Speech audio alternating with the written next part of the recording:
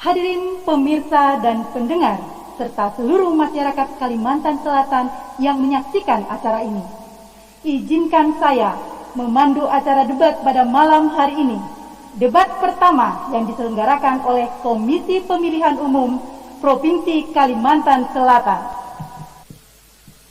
Debat ini adalah debat pertama dari 3 kali rangkaian debat yang diselenggarakan oleh Komisi Pemilihan Umum Provinsi Kalimantan Selatan, mengusung tema hukum, hak asasi manusia, kebangsaan, agraria, politik, dan pemerintahan.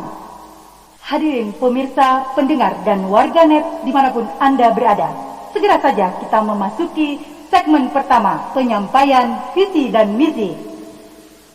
Pada segmen ini, setiap calon akan menyampaikan visi dan misi masing-masing 5 menit. Kesempatan pertama, kami silakan calon nomor 1 untuk menyampaikan visi dan misi. Waktunya 5 menit, kita mulai dari sekarang. Assalamualaikum warahmatullahi wabarakatuh. Selamat malam, salam sejahtera bagi kita semua. Terimalah salam hangat dari saya buat seluruh masyarakat Kalimantan Selatan, baik yang berada di pesisir, di pegunungan, di lembah, di desa maupun di kota. Hadirin pemirsa yang berbahagia, kita tahu bahwa Kalimantan Selatan ini adalah sebuah daerah yang luas wilayahnya ada 37 km persegi, 152 kecamatan dan 2008 desa. Dan Kalimantan Selatan adalah sebuah provinsi yang terletak di tengah-tengah republik ini. Perkenankan dalam kesempatan ini saya menyampaikan visi misi, yaitu Banua Maju, Kalsel Maju. Yang pertama adalah makmur sejahtera. Kita berharap terpenuhinya kebutuhan masyarakat baik jasmani maupun rohani, aman dan sentosa. Gemah ripah loh jinawi. Kita ingin provinsi ini menjadi provinsi yang baldatun thayyibatun warabun ghafur. Kemudian berkelanjutan pembangunan dengan memperhatikan keseimbangan antara sosial, ekonomi, dan lingkungan hidup. Sebagaimana kita harus menjaga keseimbangan antara kehidupan dunia maupun akhirat. Sebagaimana ayat Al-Quran mengatakan, wa ma khalaqtul jinna wal insan illa liya'budun.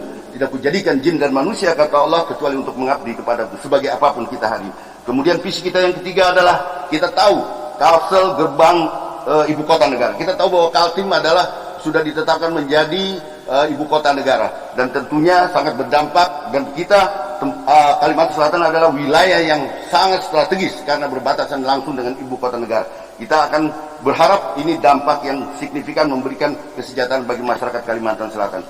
Adapun misi dari pasangan kami adalah, yang pertama, meningkatkan kualitas sumber daya manusia. Yang kedua, mendorong pertumbuhan ekonomi yang merata baik dari pedesaan sampai perkotaan. Yang ketiga, memperkuat sarana, prasarana dasar dan perekonomian. Yang keempat tentunya adalah tata kelola pemerintahan yang lebih fokus pada pelayanan publik atau memberikan pelayanan terbaik buat masyarakat. Kemudian yang kelima, memperbaiki lingkungan hidup dan memperkuat ketahanan bencana. Kita tahu bahwa Kalimantan Selatan sering kita dilanda musibah kebakaran hutan dan lahan maupun kebakaran perkampungan. Oleh karena itu kita harus lebih siap lagi dalam rangka menghadapi setiap musibah bencana yang melanda wilayah kita. Kemudian kita tahu bahwa hari ini dunia bersaing begitu ketat, maka kualitas sumber daya manusia menjadi hal yang penting yang harus kita perhatikan dan harus kita dorong dan harus kita aplikasikan dalam setiap pergerakan pembangunan di Kalimantan Selatan. Bapak Ibu hadirin sekalian yang berbahagia, kita berharap juga hari ini kita mengikuti pilkada. Pilkada yang kita harapkan adalah pilkada yang gembira, karena pilkada sama dengan pesta demokrasi. Yang namanya pesta itu harus gembira. Demikian, wassalamualaikum warahmatullahi wabarakatuh. Masih ada waktu, silahkan ditambahkan. Baik, dalam kesempatan ini tentunya kita ingin menambahkan bahwa hari ini kita bersama-sama melaksanakan pesta demokrasi. Saya katakan pesta, mestinya yang namanya pesta adalah gembira, suasana kegembiraan. Oleh karena itu di kesempatan ini saya mengajak kepada seluruh rakyat Kalimantan Selatan untuk berbondong-bondong, untuk datang ke TPS, menyukseskan pilkada, menyukseskan pemilihan kepala daerah. Dan kita tahu hari ini di seluruh Indonesia melaksanakan yang namanya pilkada. Di Kalimantan Selatan ada 7 pilkada kabupaten kota dan 1 pilkada di tingkat provinsi Kalimantan Selatan. Mari kita sukseskan, mari kita selenggarakan dengan baik, baik KPU, baik Bawaslu, baik masyarakat Kalimantan Selatan. Mari kita datang bergembira, datang memberikan hak suara. Hari ini adalah hak rakyat yang menjadi pondasi, yang menjadi dasar akan terpilihnya seorang pemimpin. Kita tahu bagi kita adalah mindsetnya ada pemimpin adalah rakyat, rakyat adalah pemimpin. Tidak ada pemimpin tanpa rakyat, karena rakyatlah yang memilih pemimpin. Tidak ada paman birin yang jadi gubernur, tidak ada yang bisa jadi presiden, tidak ada yang bisa jadi bupati ataupun wali kota tanpa suara hak kepunyaan rakyat yang hari ini, yang nanti tanggal 9 Desember Anda ataupun seluruh rakyat khususnya di Kalimantan Selatan ini memberikan suaranya, memberikan haknya. Itu sangat penting sekali. Dan tentu saja hari ini kita tahu bahwa pilkada hari ini kita dalam suasana yang susah, dalam tanda petik bahwa kita hari ini sedang dapat musibah bencana COVID-19. Maka dalam pelaksanaan mari kita terus jaga yang namanya disiplin protokol kesehatan. Demikian, wabillahi taufiq wal hidayah. Wassalamualaikum warahmatullahi wabarakatuh. Terima kasih. Kesempatan berikutnya disilakan calon nomor 2 untuk menyampaikan visi misi. Waktunya 5 menit dimulai dari sekarang. Bismillahirrahmanirrahim. Assalamualaikum warahmatullahi wabarakatuh. Selamat malam, salam sejahtera bagi kita semua. Dang sanak Kalimantan Selatan seberataan yang ulun hormati dan ulun banggakan. Pada saat kita bicara visi misi, tentu di atas kertas itu akan sangat indah, akan sangat manis untuk dibaca. Bagaimana sebenarnya visi pemimpin ke depan sebaiknya juga bisa dilihat dari rekam jejak beberapa tahun ke belakang. Dan kalau kita bicara 5 bidang yang pada hari ini sama-sama kita diskusikan, maka dengan penuh rasa hormat kepada semua atas prestasi yang telah dicapai, izinkan ulun memberi catatan atas persoalan-persoalan di bidang hukum, hak asasi manusia, kebangsaan, agraria, politik, dan pemerintahan. Ada 2 kata kunci yang hilang di sana, kata adil dan kata amanah. Hukum kita dengan segala perbaikannya tetap menjadi komoditas yang tidak jarang diperjualbelikan, tajam ke bawah, tumpul ke atas. Karena itu pun kita juga melihat politik dan pemerintahan kita akhirnya tidak bisa diluruskan. Pada saat politik pun tidak jarang ditransaksikan. Good governance, pemerintahan yang baik tidak berjalan sebagaimana mestinya karena tidak jarang jabatan diperjualbelikan. Itu semua berdampak kepada hak asasi manusia, hak hidup, hak sehat, hak pendidikan, hak untuk mendapatkan pegawian akhirnya terbatas. Bangsa kita akhirnya punya banyak masalah dengan agraria. Sengketa agraria menjadi persoalan yang luar biasa. Sengketa lahan antara korporasi dengan rakyat di pedalaman, Dangsana kita, suku Dayak, dan berbagai macam persoalan sengketa lahan yang tidak jarang menjadi isu yang sangat memilukan. Dangsana di Kalimantan Selatan seberataan, apa visi dan misi Haji Deni dan Haji Difrik? Izinkan kami dari lubuk hati yang paling dalam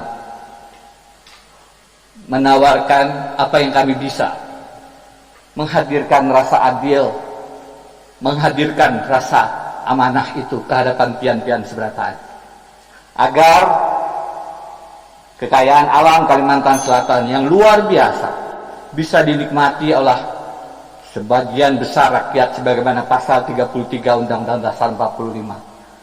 Bumi, air, dan kekayaan alam yang terkandung di dalamnya dikuasai oleh negara untuk sebesar-besar kemakmuran rakyat. Jangan sampai kita melihat lagi rakyat itu hanya menjadi objek dari berbagai bisnis yang seharusnya mereka nikmati. Bisnis dalam artian mereka tidak melihat kemana kekayaan alam Kalimantan Selatan. Karena hukum tidak tegak, karena politik dan pemerintahan tidak hadir.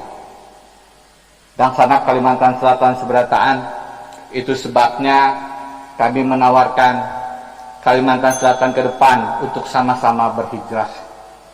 Mari sama-sama kita buktikan. Melalui pemilihan umum inilah awalnya. Mari sama-sama kita hadirkan keadilan. Mari bersama-sama kita hadirkan amanah. Itu sebabnya kami mengajak semua calon gubernur, semua calon bupati wali kota, kita buktikan dari Kalimantan Selatan kita bisa menghadirkan pemilu yang jujur dan adil. Salah satunya dengan menolak politik uang.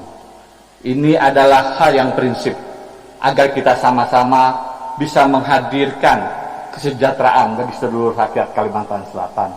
Karena tanpa amanah, tanpa keadilan, tidak akan mungkin hadir gawian yang banyak, harga bahan pokok yang turun.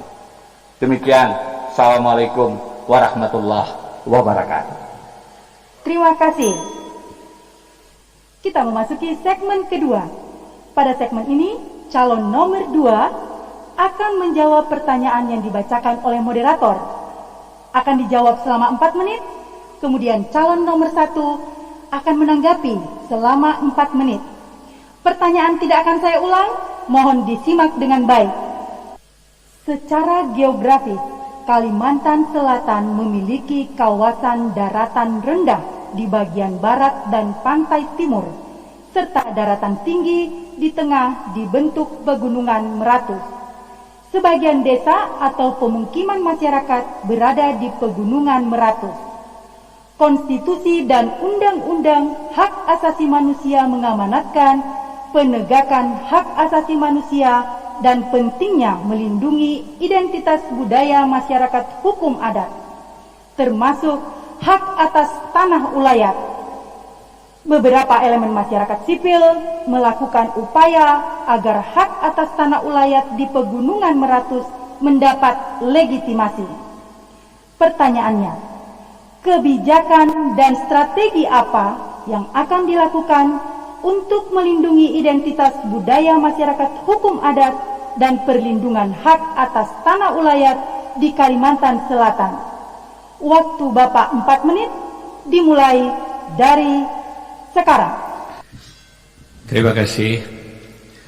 Dan sanak seberataan, sebagaimana tadi disampaikan dalam pertanyaan, sudah dijamin dalam konstitusi kita pasal 18A, 18B, bahwa masyarakat adat termasuk hak-hak ulayatnya itu dijamin, dilindungi, diakui. Karena itu turunan dari konstitusi itu pun sudah ada putusan Mahkamah Konstitusinya yang memberikan jaminan agar masyarakat adat mendapatkan hak-haknya, tidak terkecuali hak ulayat yang terkait dengan lahan dan hak hidup.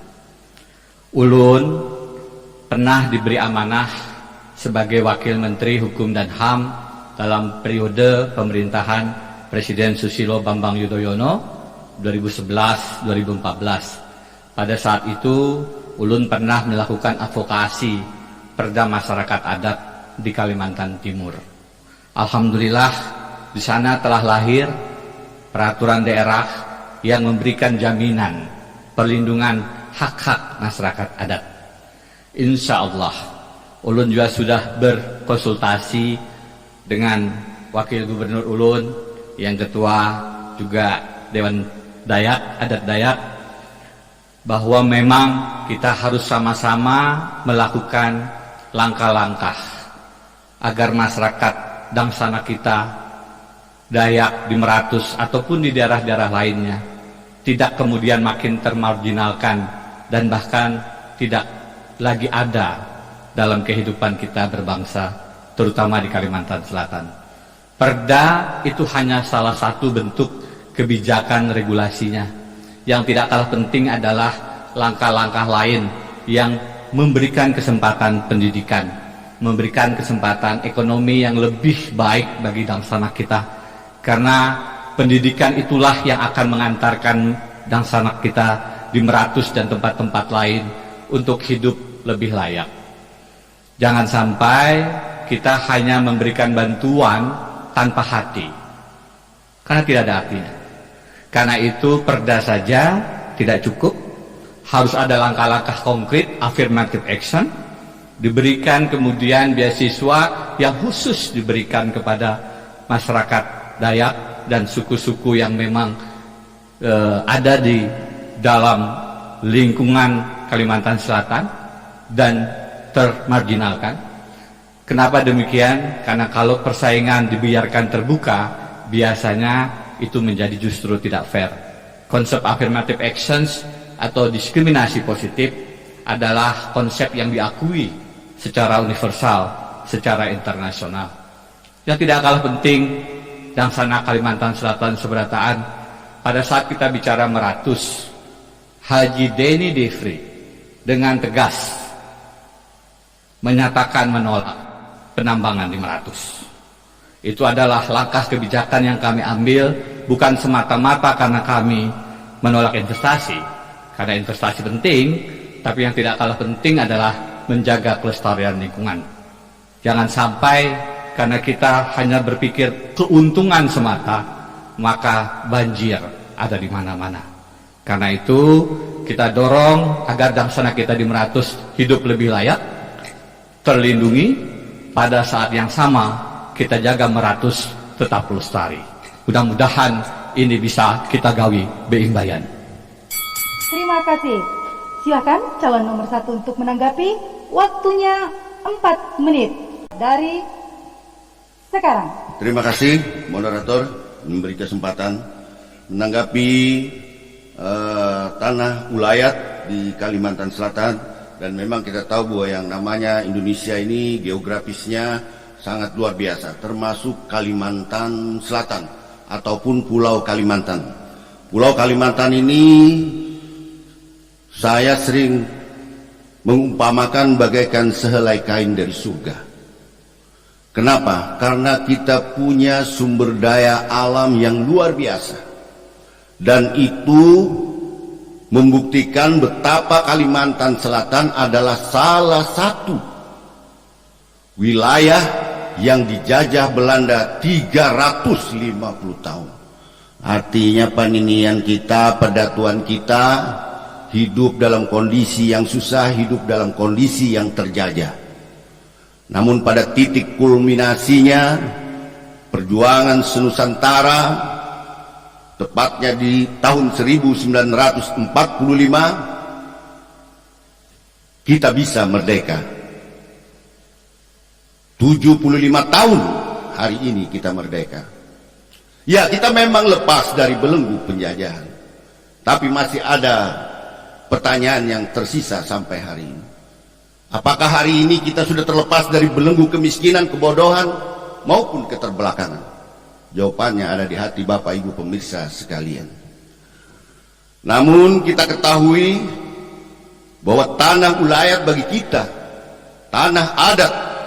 Saya sudah keliling Peramasan atas, Peramasan bawah, kemudian daerah Barabai sampai ke Tanjung.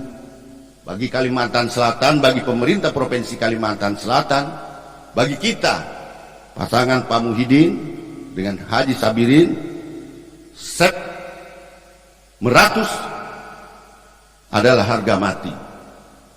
Oleh karena itu kita akan menjaga wilayah-wilayah kita dari hal-hal yang sifatnya menghancurkan alam dan mengganggu adat istiadat dari masyarakat kita yang kita cintai. Ya katakanlah di daerah Barabai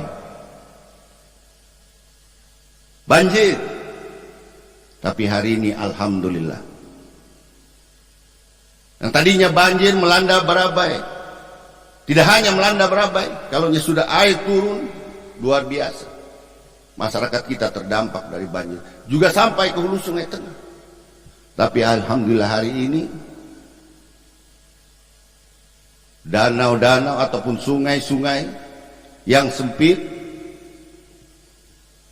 eceng gondok di mana-mana, alhamdulillah kita angkat, sehingga paling tidak mengurangi banjir ketika air hujan lebat dan lain sebagainya. Dan insya Allah,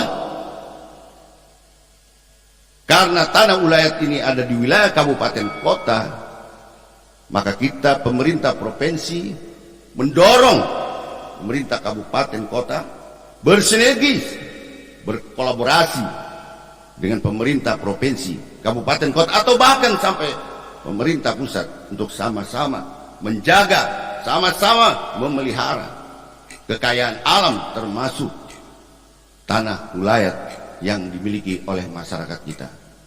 Demikian, terima kasih. Terima kasih. Kita berikan aplaus yang sangat meriah kepada semua pasangan calon gubernur Kalimantan Selatan tahun 2020. Terima kasih masih setia bersama kami dalam debat publik pertama calon gubernur Provinsi Kalimantan Selatan tahun 2020. Saat ini kita akan memulai segmen ketiga. Moderator akan membacakan pertanyaan, kemudian calon nomor 1 akan menjawab selama 4 menit. Kemudian calon nomor 2 akan menanggapi selama 4 menit. Pertanyaan tidak akan saya ulang, simak dengan baik. Kompleksitas masalah pemerintahan, pembangunan, dan kemasyarakatan saat ini multi dan lintas sektor. Seperti halnya permasalahan pandemi COVID-19 dan upaya pemulihan ekonomi. Model penanganan permasalahan yang top-down dan didominasi pemerintah sudah tidak relevan. Dapat dipastikan akan sulit untuk menangani permasalahan tersebut secara efektif dan efisien. Sinergitas dengan berbagai pihak, baik swasta, masyarakat sipil, dan media massa adalah suatu keniscayaan. Pertanyaannya, bagaimana arah kebijakan, visi dan misi Anda dalam rangka mewujudkan tata kelola pemerintahan yang kolaboratif mengatasi berbagai permasalahan pemerintahan, pembangunan, dan kemasyarakatan di Kalimantan Selatan? Waktu Bapak 4 menit dimulai dari sekarang. Para pemirsa dan hadirin yang berbahagia, hari ini bagi pemerintah Provinsi Kalimantan Selatan, katakanlah demikian, persoalan tata kelola pemerintahan adalah hal yang harus benar-benar diwujudkan dalam menyelenggarakan pemerintahan itu sendiri. Saya juga sering katakan, ada 3 kekuatan besar di dalam membangun sebuah provinsi ataupun sebuah bangsa hari ini. Apa saja itu? Ada 3. Satu komponen kekuatan itu adalah pemerintah itu sendiri. Pemerintahan yang bagaimana? Kita berharap pemerintahan yang accountable, pemerintahan yang transparan, pemerintahan yang memberikan pelayanan terbaik bagi masyarakat.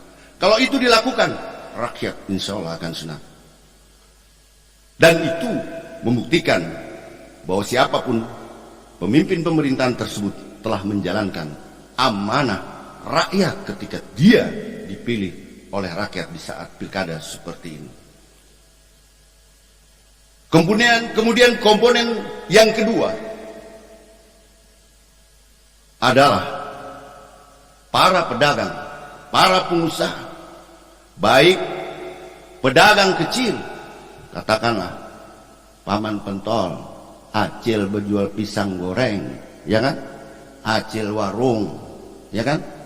Kemudian paman iwak,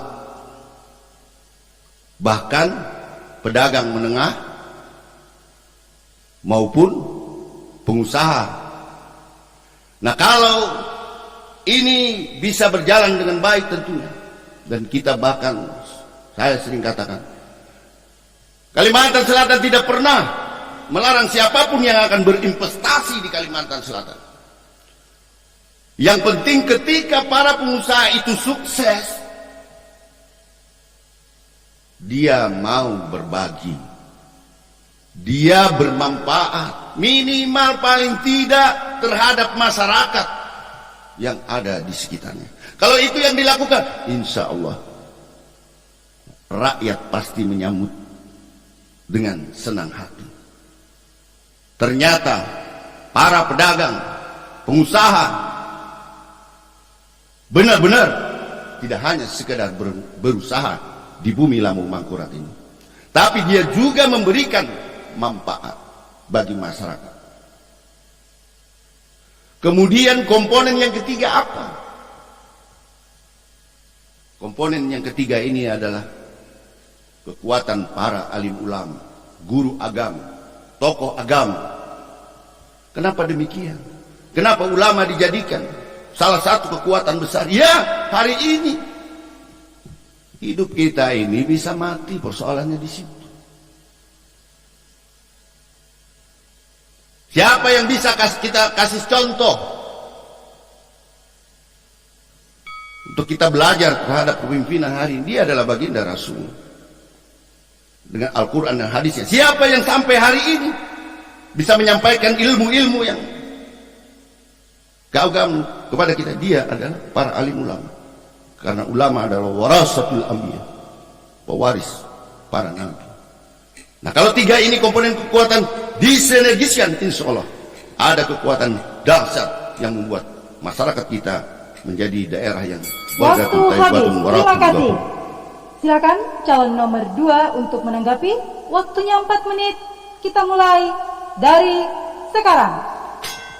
Terima kasih atas waktunya. Saya tadi mencoba menyimak jawaban yang disampaikan Bapak Calon Gubernur, Bapak Sabri Nur.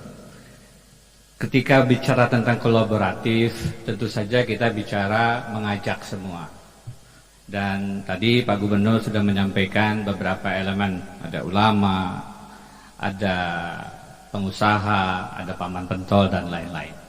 Saya pikir itu pendekatan yang memang pasti dilakukan kalau kita ingin melakukan pembangunan yang partisipatoris.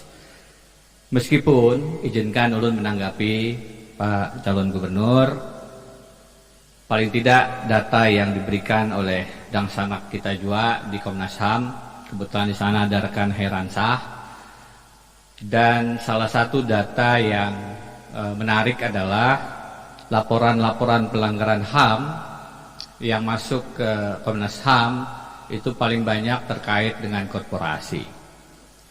Karena itu kalau ulun tentu saja kita mengajak semua, tidak boleh kita menomorduakan siapapun elemen masyarakat, seluruh pemangku kepentingan harus diajak, tapi pada titik-titik tertentu pemerintah provinsi harus mempunyai keberpihakan, dan salah satu keberpihakan itu adalah pada kebenaran, pada siapa yang harus kita rujuk dalam mengambil kebijakan.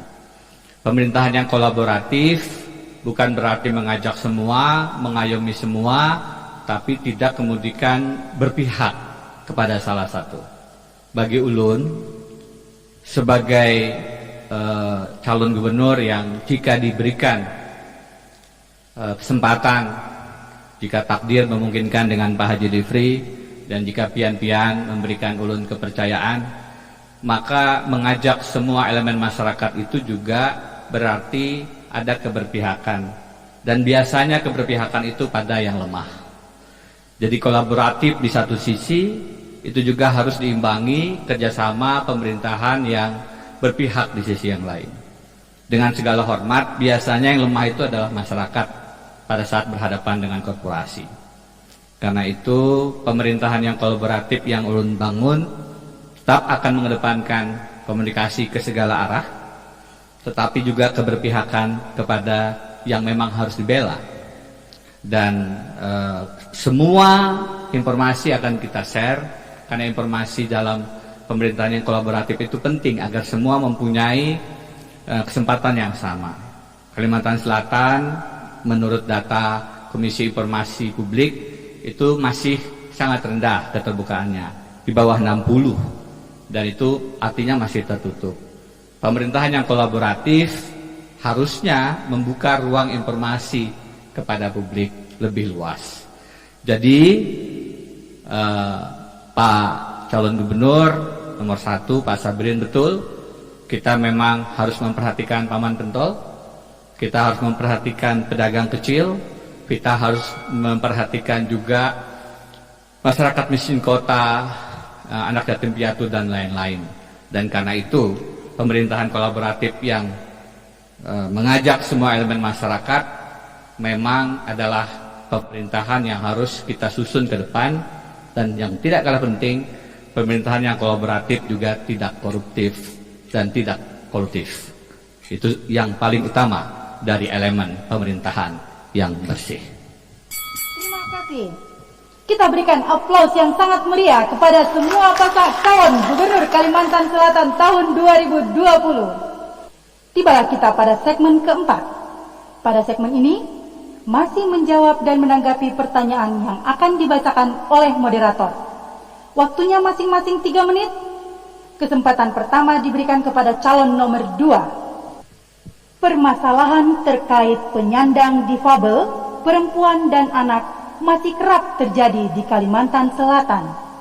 Penyandang difabel belum maksimal memperoleh pelayanan publik secara optimal, wajar, bermanfaat, tanpa diskriminasi.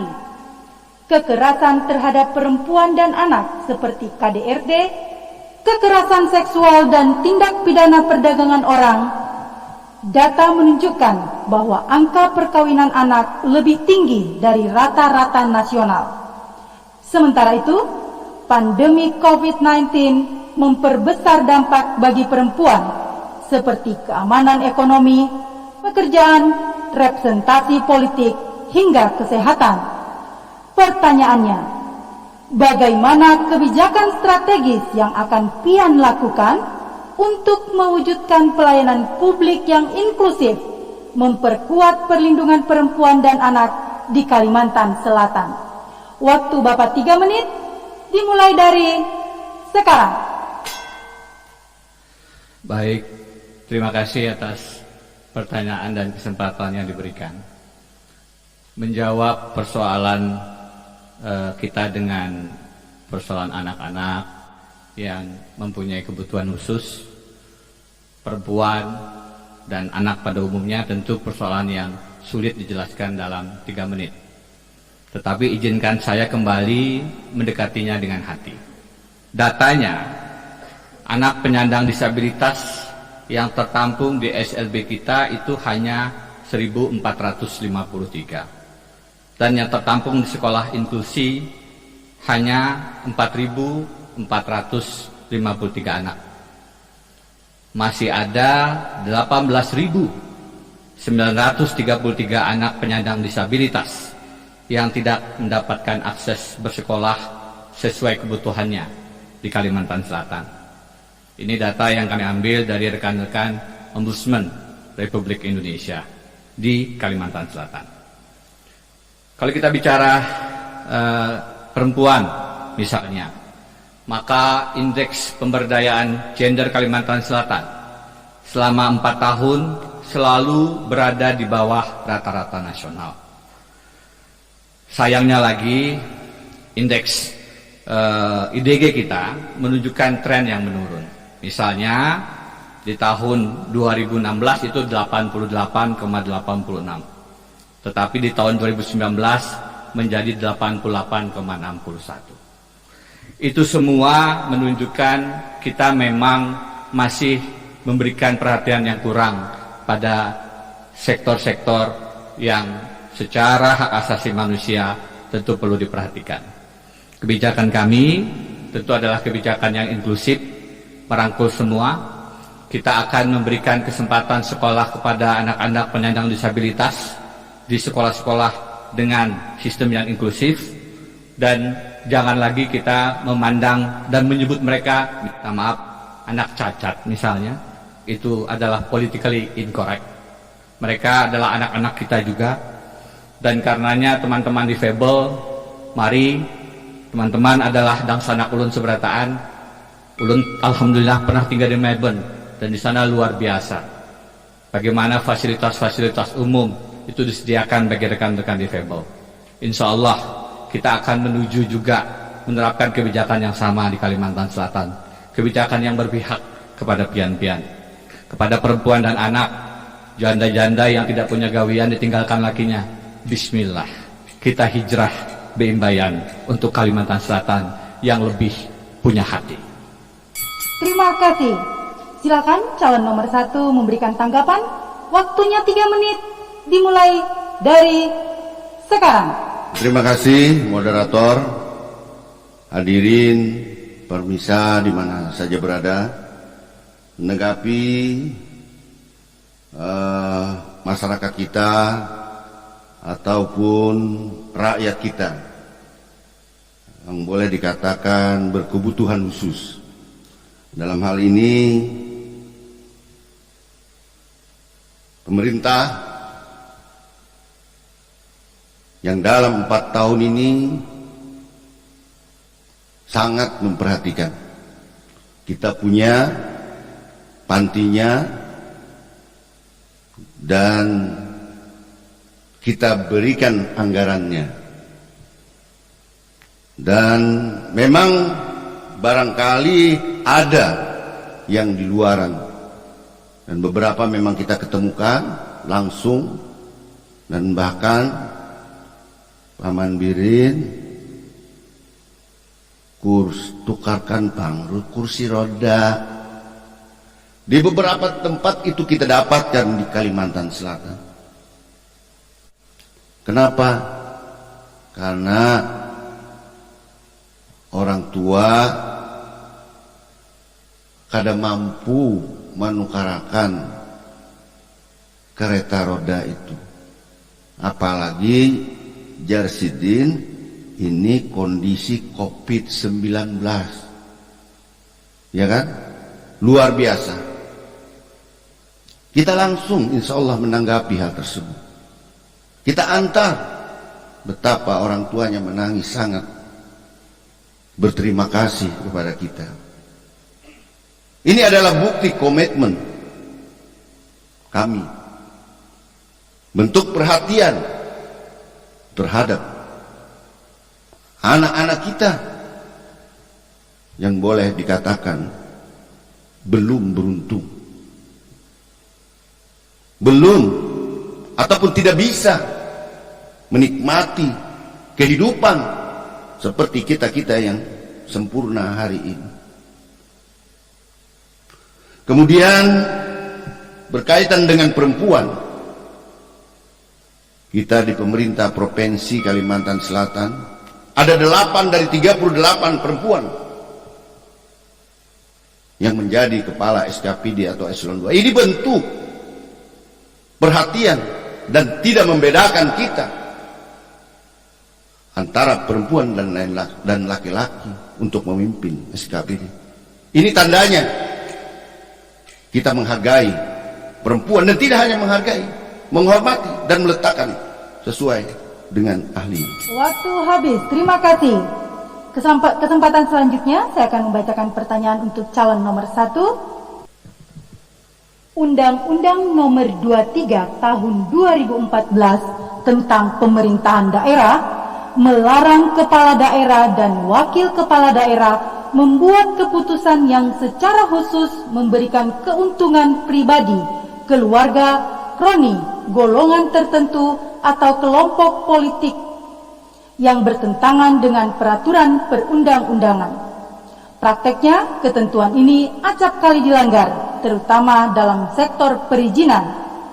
Pertanyaannya, jika Anda terpilih, bagaimana tata kelola hukum dan kebijakan pemerintahan agar tidak melanggar ketentuan tersebut, serta strategi apa untuk mengokohkan pemerintahan yang bersih, bebas dari korupsi, kolusi, dan nepotisme?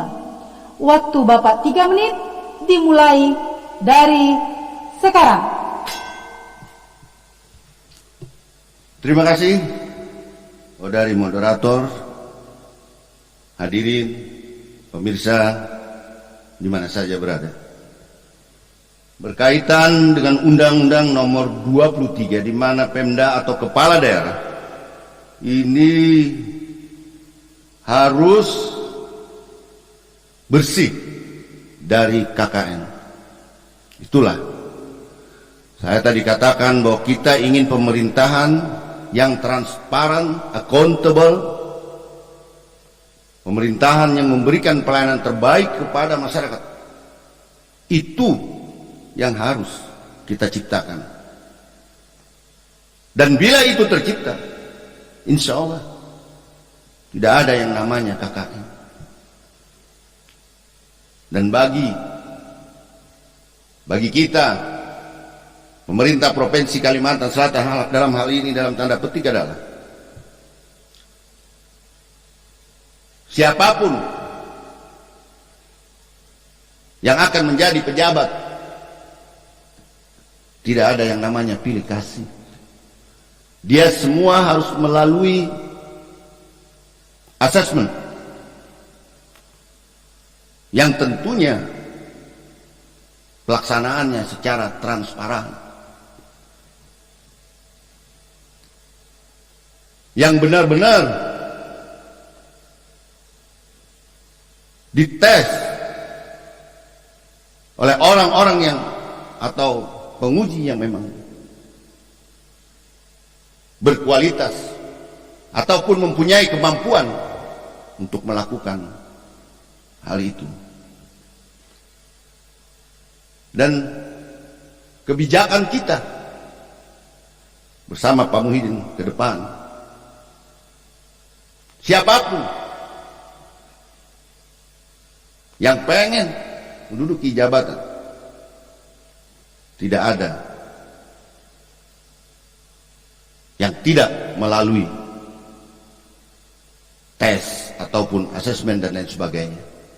Karena kita ingin aparat kita benar-benar profesional, selain loyal dan bertanggung jawab kepada amanah tugas yang diberikan kepadanya.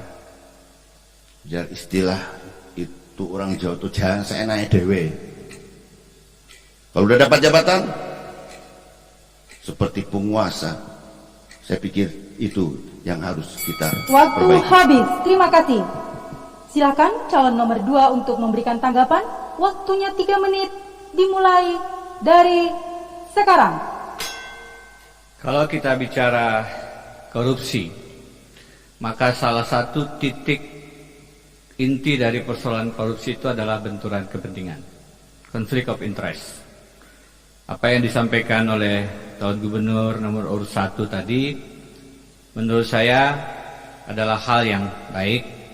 Izinkan ulun minta maaf memberikan tanggapan yang mudah-mudahan tetap dalam kerangka sama-sama menjaga situasi di Kalimantan Selatan ke depan agar tetap lebih baik. Pak Banbirin, Pak Muhyiddin punya tantangan lebih besar pada saat bicara konflik of interest di sektor tambang.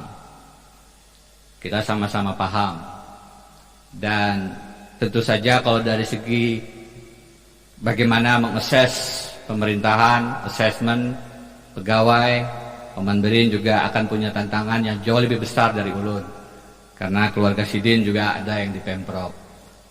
Mudah-mudahan apa yang disampaikan tadi di lapangan memang dijalankan.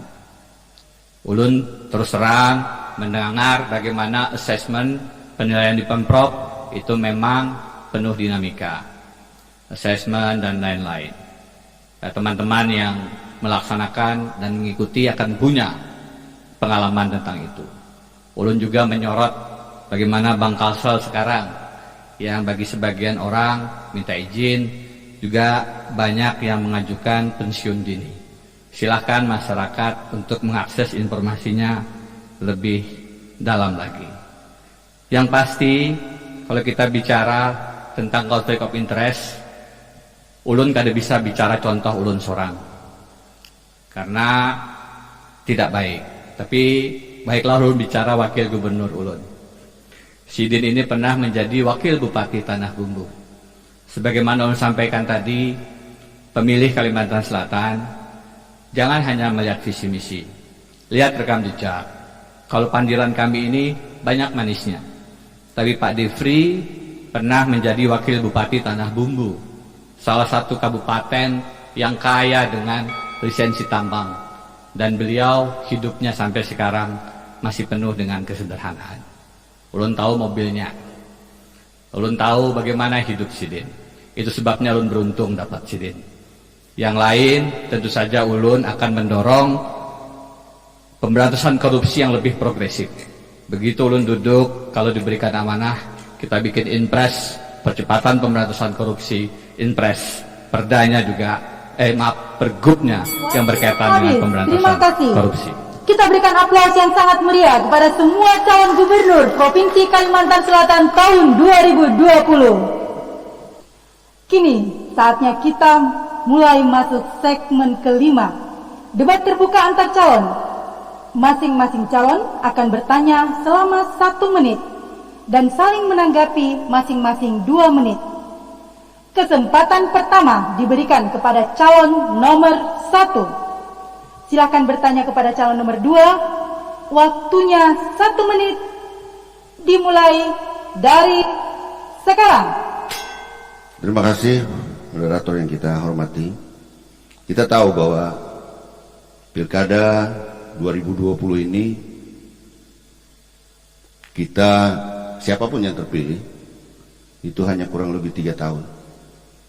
Dan kita tahu setelah pelantikan 6 bulan gak bisa melantik. Jadi waktu kita 2021-2024. Pertanyaannya adalah, bagaimana Anda bisa melakukan apa yang Anda inginkan dalam kurun waktu yang 3 tahun? Apa yang ingin Anda bangun? Terima kasih. Masih ada waktu, bisa ditambahkan?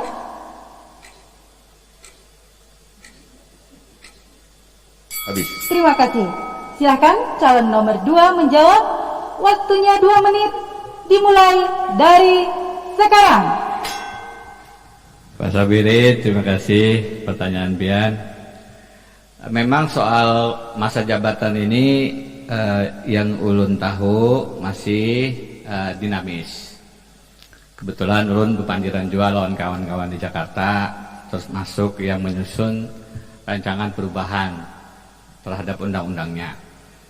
Dan salah satu informasi yang didapatkan, pilkada serentak tidak atau belum tentu akan dilangsungkan bersamaan dengan Pilpres 2024. Kemungkinan masa jabatan akan tetap 5 tahun dan proses politik menuju ke sana sedang bergulir dan tentu akan kita lihat bagaimana ujungnya.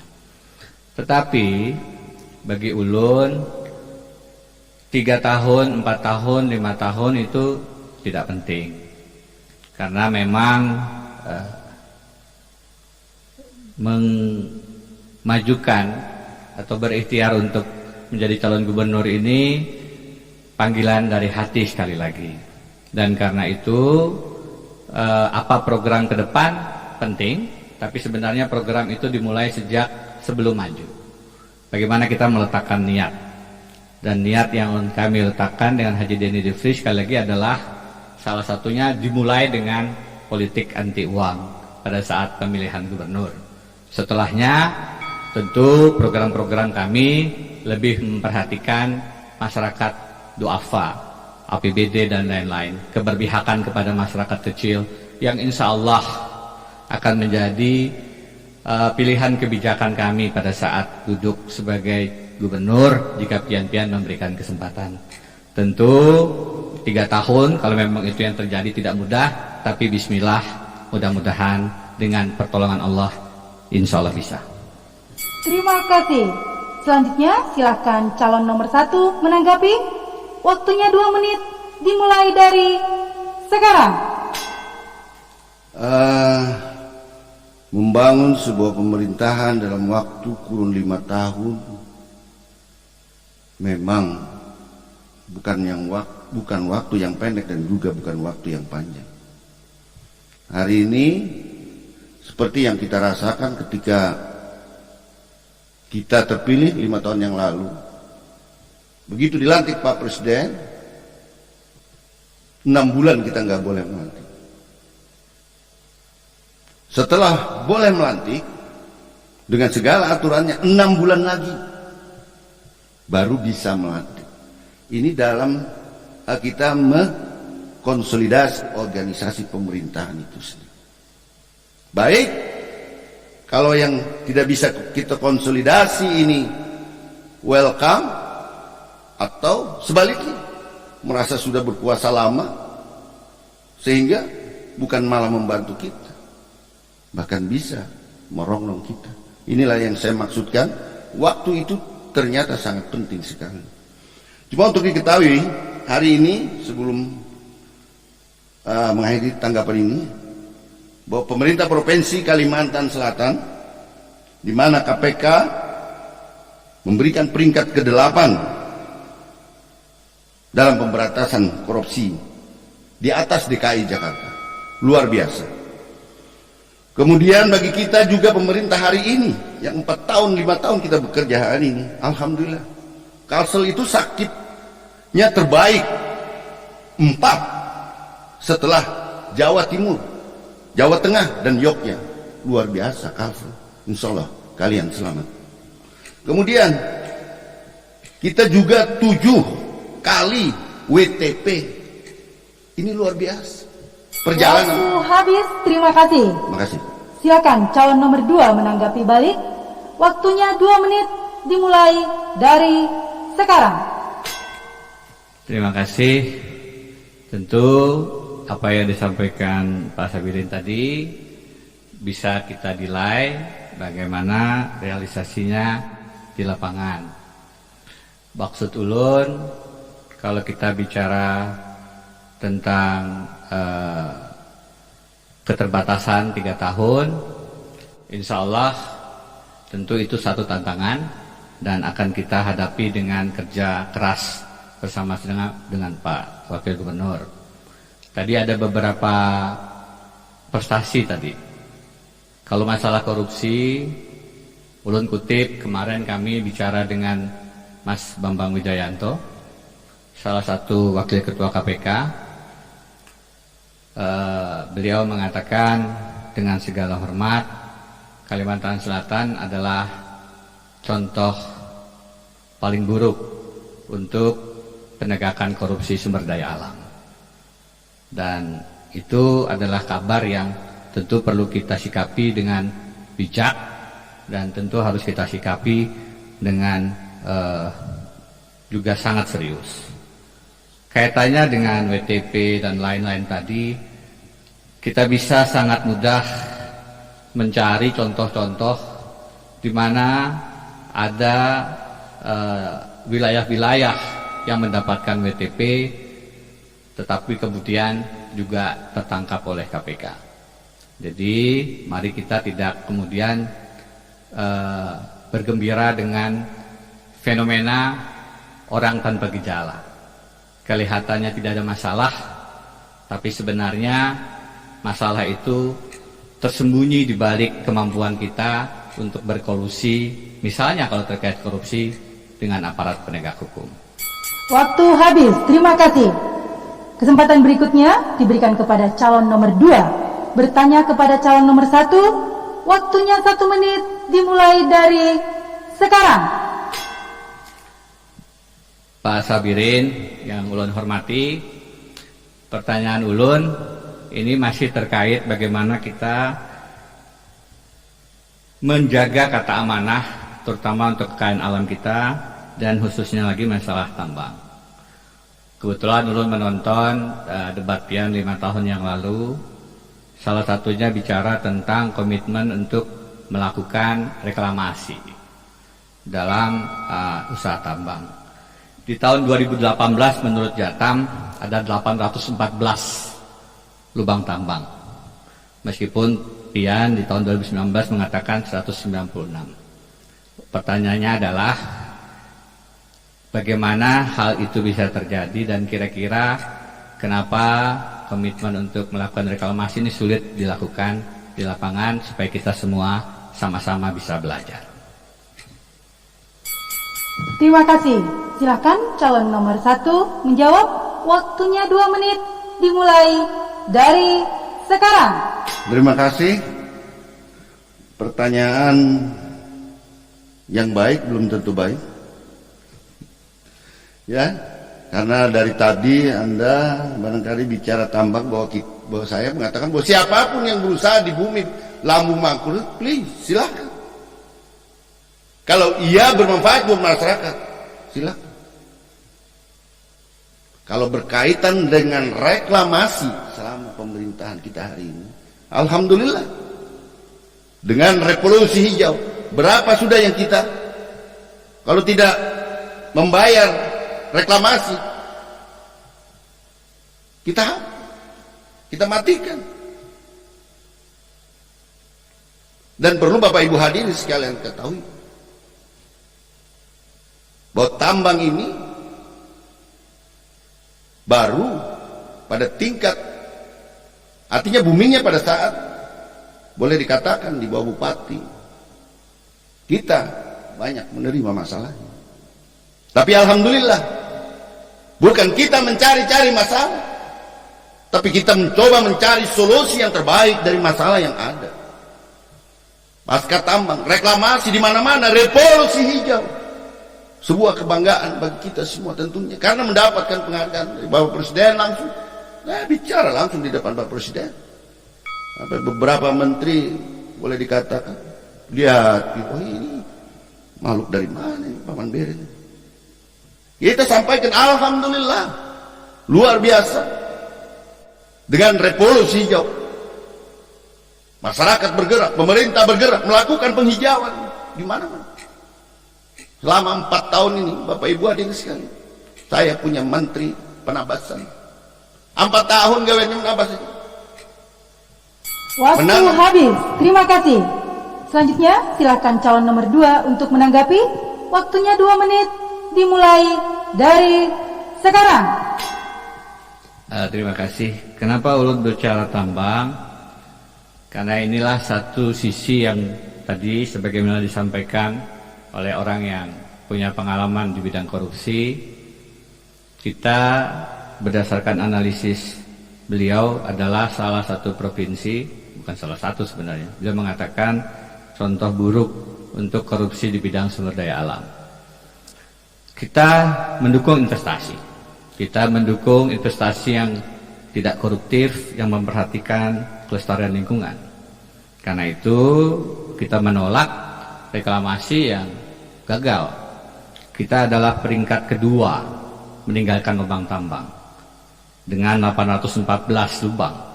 Nomor 1 Kalimantan Timur 1735 lubang. Jadi ini penting. Ini bukan hal yang bisa kita lewatkan begitu saja. Masyarakat merasakan dampaknya. Lubang tambang itulah yang menyebabkan beberapa korban jiwa. Dan kalau kita bicara banjir di Benua 6, hujan sebentar, semalam ulun ada di Amuntai, maka daerah-daerah yang Kandangan, Barabai itu sudah banjir. Dapat dengan mudah dilihat dari video yang teman-teman kirimkan. Barabai, Amuntai yang tidak punya lahan tambang akhirnya ikut kena banjir. Dan ini menurut masyarakat tidak pernah terjadi sebelumnya. Kita mendukung investasi, kita memberikan kesempatan kepada penambang untuk menggerakkan roda ekonomi. Pada saat yang sama, kita juga harus menegakkan hukum. Reklamasi adalah aturan undang-undang. Pak Sabirin pernah mengatakan akan menegakkan itu di tahun 2015. Pertanyaan tadi, kenapa itu sulit dilakukan supaya kita bisa sama-sama belajar. Waktu habis, terima kasih. Silakan calon nomor 1 menanggapi balik. Waktunya 2 menit, dimulai dari sekarang. Saya pikir saya mengatakan bahwa penegakan terhadap hukum khususnya berkaitan dengan reklamasi, dan justru sebaliknya di era kita hari ini ada perusahaan tambang yang tidak mau reklamasi, kita hapus, kita hilangkan. Dan justru sebaliknya luar biasa. Memang sejarah Kalimantan Selatan ini persoalan dua yang sering kita sebutkan sejak lama. Banjir, kebakaran. Tapi upaya maksimal selama 4 tahun ini sampai tercabur subuh-subuh masuk ke sungai. Upaya kita mencegah, menanggulangi yang namanya kebakaran. Api memang panas. Dan ini harus kita antisipasi secara bersama-sama. Gak bisa pemerintah saja. Kita berterima kasih kepada para perusahaan yang turun tangan, dan bahkan di Kalteng kebakaran pemadam kita yang turun ke sana. Dalam catatan sejarah begitu. Luar biasa kebakaran di Kalteng. Pak ininya minta Ibu Menteri bantu, kita kirim. Arti kita hanya peduli terhadap bencana yang terjadi di daerah kita, bahkan di Kalteng, dan bahkan yang terjadi di luar provinsi Kalimantan Selatan. Kalau persoalan banjir, alhamdulillah ada yang lalu aja, karena sungainya sudah dikarok oleh kita. Dan mudah-mudahan ada penguatan lagi, ada alat yang bisa kita tambah lagi untuk kita bisa lebih. Waktu habis, terima kasih. Kita berikan tepuk tangan yang sangat meriah kepada semua calon gubernur Kalimantan Selatan tahun 2020. Pada segmen ini, kita akan mendengarkan closing statement atau pernyataan penutup dari semua calon. Waktunya 3 menit. Kesempatan pertama disilahkan kepada calon nomor urut 2. Waktunya 3 menit, dimulai dari sekarang. Dan sangat Kalimantan Selatan seberataan yang ulun hormati dan ulun banggakan. Ini adalah kesempatan pian-pian untuk melihat bagaimana kami mendiskusikan isu yang sangat penting. Hukum, hak asasi manusia, terkait dengan masalah agraria, politik pemerintahan, kebangsaan. Itu persoalan yang sangat mendasar. Izinkan ulun mengatakan, akar masalahnya adalah korupsi. Dan kalau di Kalimantan Selatan, lebih basic lagi, lebih tajam lagi, korupsi sumber daya alam. Dan itu pian-pian insya Allah bisa menyelesaikan, salah satu caranya dengan mekanisme demokratis melalui pemilihan kepala daerah, bupati, wali kota, dan gubernur. Maafkan ulun mengangkat isu tambang, bukan tidak setuju, karena tambang, batubara, nikel, dan lain-lain itu adalah yang memutar roda ekonomi kita. Namun juga kita perlu memperhatikan, Pak Sabirin bercabur ke sungai. Tapi izinkan ulun mengutip kejadian yang juga memilukan. Berita di 12 Juni 2020. Ini hanya satu contoh. Pak Kaspul Anwar di Kiau Paman Ipul, warga desa Pakutik, Kecamatan Sungai Pinang, Kabupaten Banjar, tenggelam di lubang tambak.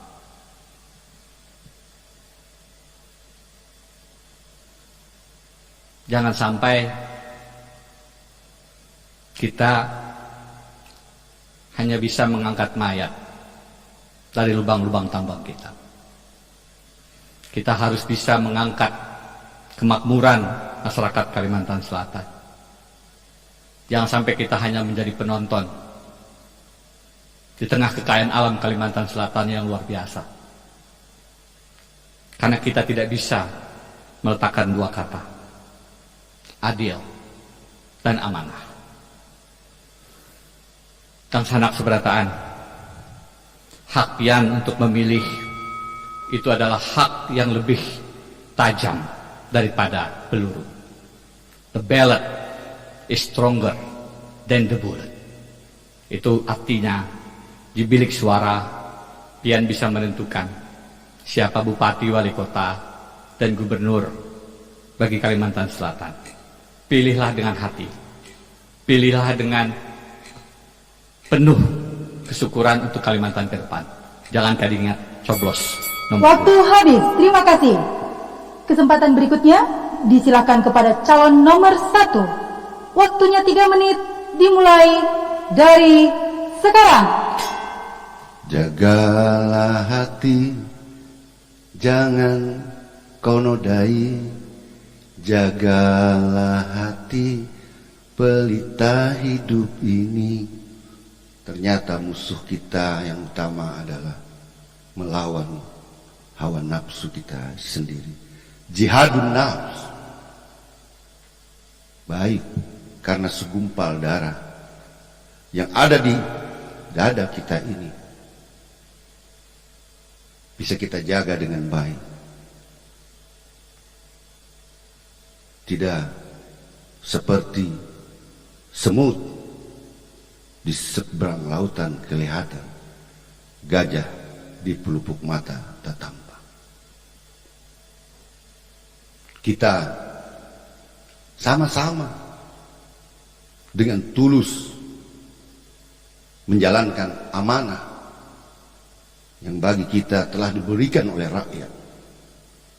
Dan saya dengan Pak Muhyiddin, insya Allah, apalagi kalau sudah bicara korupsi, jangan sampai diputar balikan, justru kita memberi agar rakyat bisa lebih sejahtera, lebih berkeadilan. Baldatun thayyibatun wa rabbun ghafur tidak hanya sekedar kalimat yang indah, tapi itu kalau sudah terwujud, tidak ada itu korupsi. Kalau korupsi tidak ada, yang namanya baldatun thayyibatun wa rabbun ghafur. Kita alhamdulillah Kalimantan Selatan, saya sudah katakan tadi, sakit luar biasa, bukan pekerjaan yang mudah. Kita sudah melakukannya, kita sudah memberikan bukti betapa Kalimantan Selatan hari ini luar biasa. South Borneo for the world.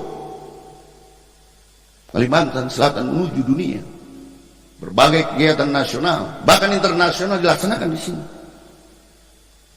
Itu yang kita lakukan, dan mudah-mudahan kita terus bisa menjalankannya. Sungai Jingah, Kampung Melayu, di tengah-tengah Sungai Martapura, marilah kita bersatu untuk membangun Banua. Tak goreng aja. Inilah budaya yang harus kita tingkatkan, harus kita keberadaannya lebih. Wassalamualaikum warahmatullahi Terima kasih. wabarakatuh. Kita berikan tepuk tangan yang paling meriah kepada semua calon gubernur Provinsi Kalimantan Selatan tahun 2020. Hadirin pemirsa dan pendengar serta seluruh masyarakat Kalimantan Selatan dimanapun berada. Demikian rangkaian debat telah kita saksikan. Ulun mohon maaf atas salah hilaf dalam memandu acara ini. Wabillahi taufiq wal hidayah. Wassalamualaikum warahmatullahi wabarakatuh.